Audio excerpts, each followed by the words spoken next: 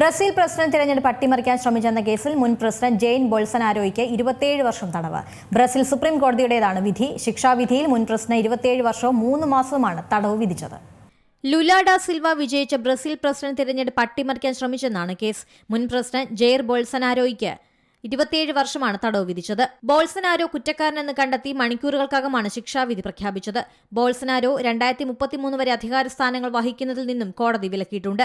2022 നടന്ന പൊതു തിരഞ്ഞെടുപ്പിൽ പരാജയപ്പെട്ടെങ്കിലും അധികാരത്തിൽ തുടരാൻ ഗൂഢാലോചന നടത്തിയെന്ന കേസിലാണ് വിധി പ്രസ്താവിച്ചത്.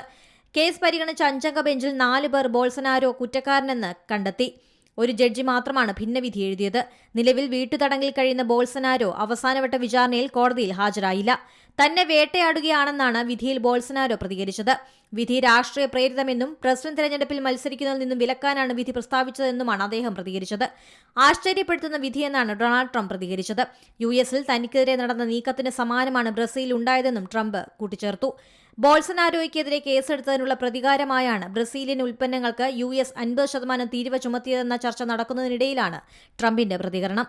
ഏറ്റവും പുതിയ വാർത്തകളും വിശേഷങ്ങളും വിരൽത്തുമ്പിലറിയാൻ സീ മലയാളം ന്യൂസ് എല്ലാ ഡിജിറ്റൽ പ്ലാറ്റ്ഫോമുകളിലും ലഭ്യം.